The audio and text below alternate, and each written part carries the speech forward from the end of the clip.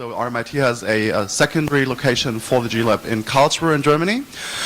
And Dominik has been working in the mobility industry for quite a while, and is doing his PhD on the topic of using game design principles to find out why it will be enjoyable to be mobile in future cities, which is, of course, a classical RMIT topic. We're really interested in design technology, future living lifestyles in urban environments, and to look at how that could probably be done with using, game design principles. So, stage is yours. Thanks. Thank you.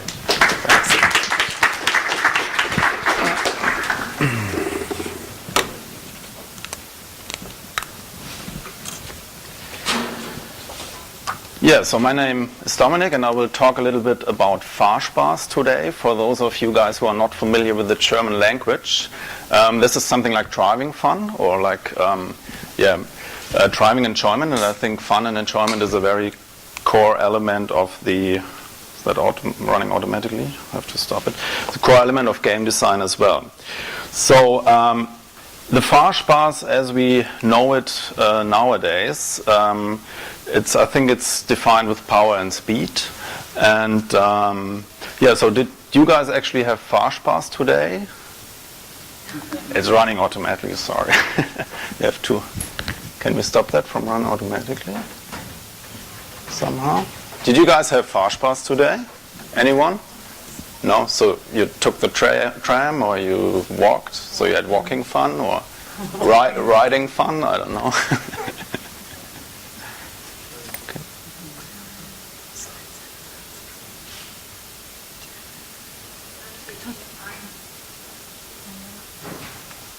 Okay.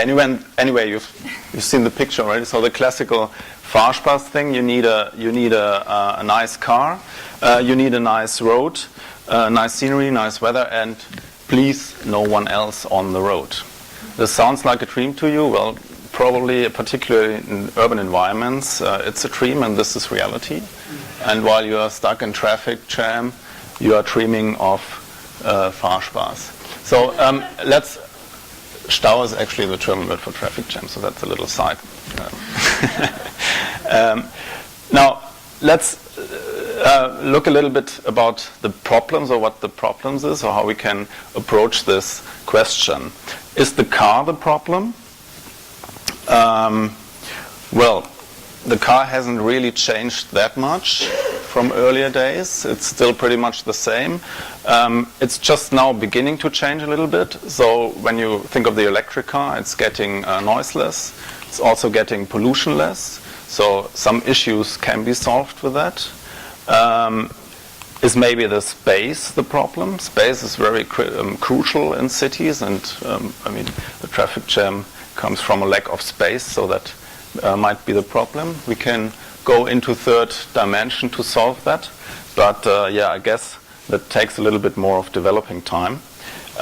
In the meanwhile, maybe the driverless car could be an option. So that means the car can be more efficient, and we can take away the inefficiency and the mistakes of the human people. But I don't know if this is fun. I don't know if this picture looks like fun to you if you have the driverless car. So last chance, we stick people together to save space, but I don't know if that looks like fun. The only picture I came across for mass transportation which looks like fun is that one here, but that doesn't bring you actually from A to B, so forget about this. So how can we get our Fahrspaß back? And to start with that question, I thought, as a good researcher, you always ask Google first. And I did a picture research in Google, and not surprisingly, the first picture you get is, a nice car and an empty road and blah blah. But anyway, I thought it's actually interesting that you can add some other aspects to this. Like here, for example, I would add the aspect of a challenge. So it's a challenge to drive that car, to drive it on the edge. And when you're performing well, you also get the reward immediately. It might be a picture from the police in the best case. So You can also, you get this picture when you Google for Fahrspaß. This is on 2 wheels. An aspect I might want to add to this one is that you actually need skills to do that. You need resources to be able to do that. This is another picture you get. This is a sort of, I thought, sort of action picture. We have heard that today already. And then because I'm from Bavaria, I had to take this picture, which also pops up. That's a beer bike. And I thought it's a very interactive way of enjoyment in mobility. So we are getting closer to the question what gamification now can actually do for Fahrspaß. And besides the direct link you would make, like putting taking the cars off the road into games and driving fun in games, but that's not what we want to talk about now. I think it's maybe a good idea to ask Aaron Dignan for some advice. He has written a book about game frame and about issues you need to consider when designing a game that goes in the direction we've just heard in the talk before. And I want to point out some things which actually match pretty well to what we've just discovered when looking at Fahrspaß. You've got actions and you get feedback, you need skills, resources, and same with Fahrspaß. You're in a challenge situation and it's about activity, interaction, and so I think that's maybe a good idea to evolve further in that topic. I think that two are particularly of interest. The one is challenge and the other one is interaction. And yeah, so let's look how far we can go when we elaborate a little bit on those ones. Challenge yourself would be my first one. And when we start from the old Fahrspaß, we can even find a parallel here. That's a stopwatch in a Porsche. So that's the sort of old Fahrspaß thing. You go with your Porsche around a racetrack and the fastest round wins. But we can switch the intention of doing that. If we, for example, take those ideas, they are aiming to make the driving more fuel efficient. So we are basically changing the challenge. It's not important to be the fastest, but to be the most fuel efficient. That's particularly interesting because the driver has an influence of about 30% on fuel efficiency. And the one on the top left is an example of Car2Go, which is a sort of car-on-demand car sharing system. And it really teaches you how to accelerate smoothly, how to cruise without any braking and acceleration without any need, and to approach on traffic light, for example, without any harsh braking. The one below is a game from Fiat. I don't know if Fiat is a car brand which is known here in Australia, but anyway, it's a car brand as well. And they added the aspect of the online, you can online compare with others. And so it's also, I think, a very gamey aspect. And then we have here an example of Mini. So this is the idea of challenging yourself, transformed to a new aspect. And the other one was interact. And we have heard a lot about interaction today already, and so I think it's a very interesting topic for me as well. And when it comes to interaction and space, we can actually maybe look at it like this.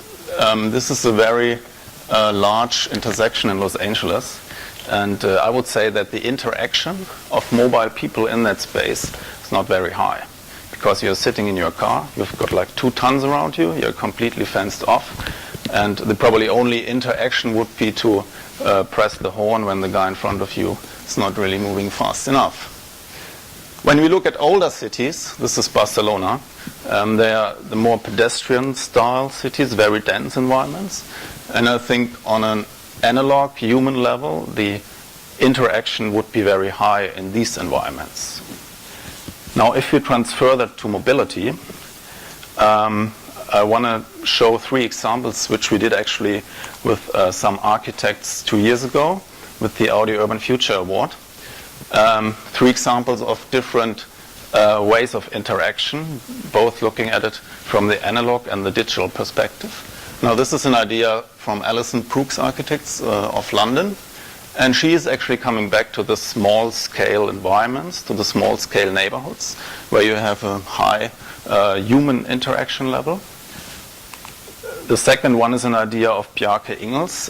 He is adding the surface of the city as point of interaction. So it's not the interaction between two humans, but it's the interaction between one human and the surface of a city on a location-based thing. See, yeah, location-based.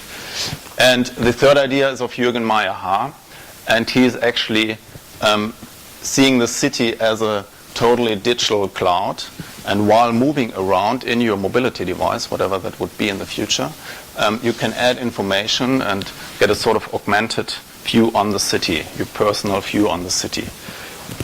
And at the G-Lab there is also a project running, which is not my project, but it's fitting in here very well, which is exploring just this idea. So when you are moving around in your mobility device, and it might be travelers in the future, and you might be the passenger, what sort of interactions could you have with the city? Here is an example where you can collect points, or where you can find your way through the city and enrich your perception of the city with that information. These are the two ideas I want to explore a little bit further.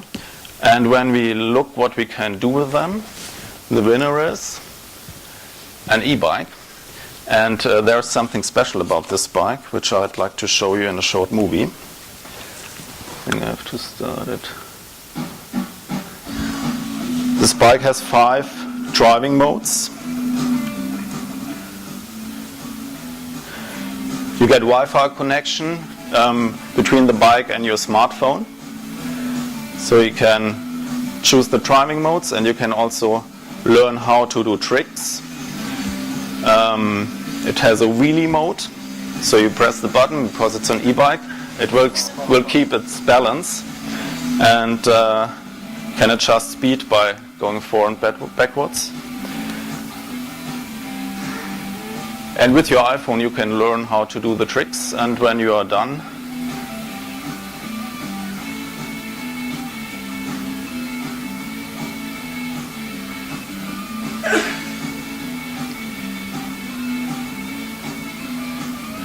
you can just relax, sit in a coffee, review what you have done, and compare it also online with friends. So that's, I think, a very interesting idea of how you can actually combine the ideas of the new Fahrspaß, the challenge, and the interaction. Thanks very much.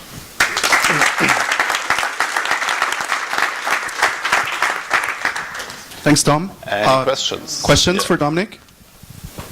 I just wanted to know what the name of the e-bike was. Well, we call it Wörthersee e-bike. Wörthersee is a lake in Austria, and it has been shown there as a, like a prototype bike. And so, yeah, it's just Audi e-bike. Yeah. Another question? You have to pedal the gear bike. Sorry, you have to pedal. It's the perversion that. Sorry, you go. Yeah, you have a tab actually, and you're sitting there, and everyone's got their pedals, and it's all linked together. And yeah, bloody moving. Germans. But it's it's love it. It's annoying for anyone else on the road because it's very annoying because these people are really drunk and they're falling off the bikes too. It's really